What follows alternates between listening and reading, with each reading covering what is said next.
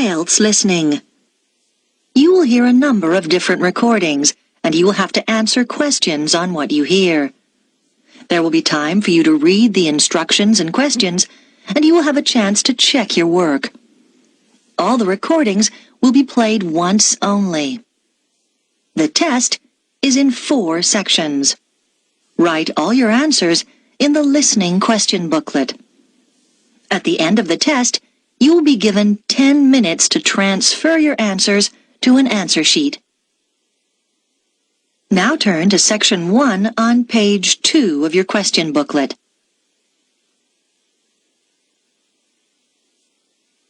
Section 1.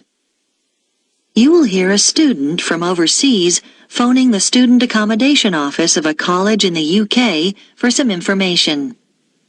First, you have some time to look at questions 1 to 4 on page 2.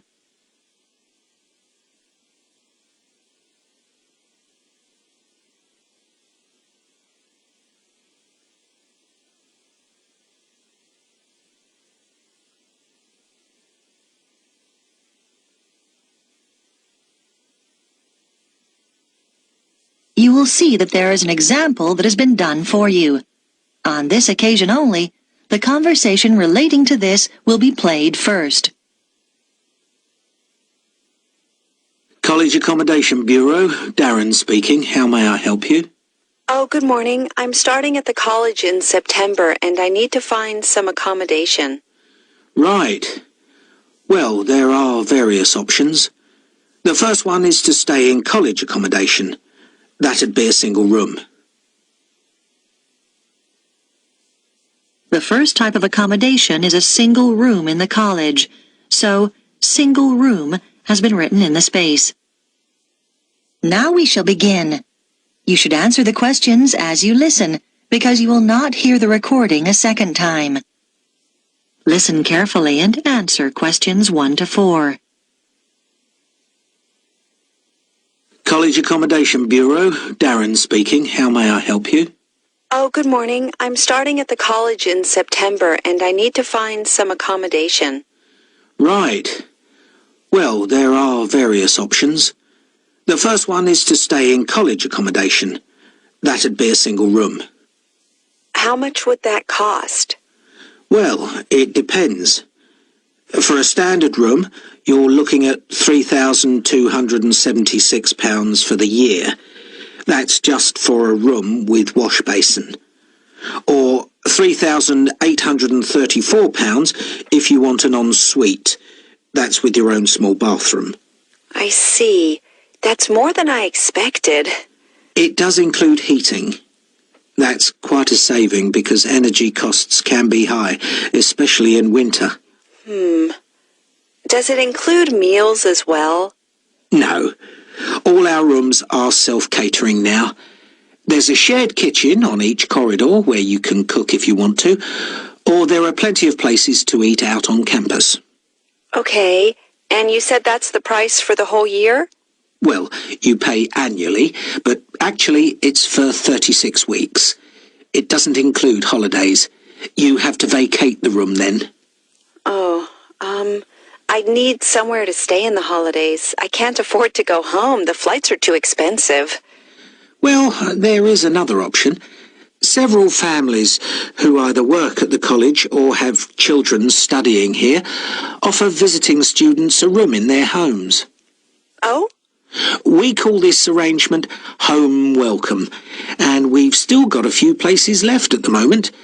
You pay £150 per week, and that includes breakfast, a packed lunch, and dinner, as well as heating.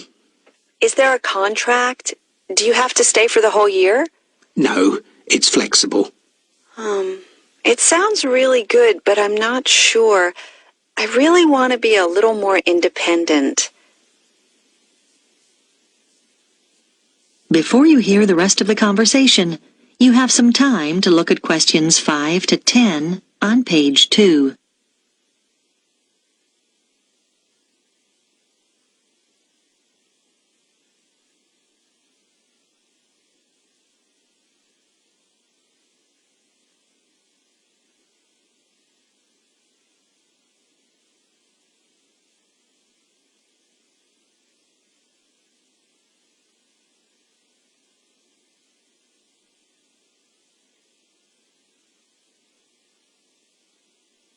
Now listen and answer questions 5 to 10. What about finding somewhere to live off campus? Yes, you can rent a property in town privately. You might want to rent a room in a shared house. You'd have a room of your own and share the kitchen and bathroom with other students. What about if I don't want to share? You can get what we call a studio. They're often quite small, but they'll have everything you need. Right. How much would those two options cost? Well, prices vary depending on which part of town the property's in. Generally speaking, the cheapest is around £275 a month for each student. Oh, that's not too bad. Yes, but it can also be as high as £490, and then you'll have to pay all your other bills.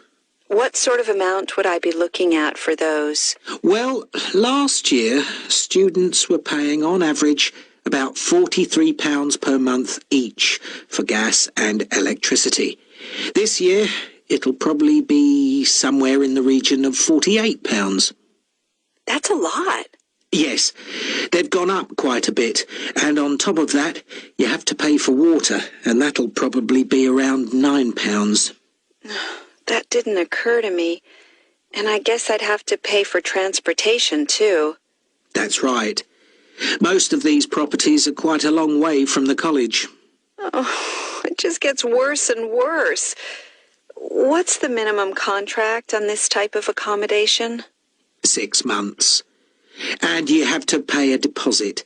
But of course, you can stay there over the holidays. That's true. And you'd have to provide references. They want 2 from someone in this country. I see. But that's not a problem. If you do choose this option, we can't find the property for you. You'd have to go through the estate agent which manages the property for the owner. Right. Thanks.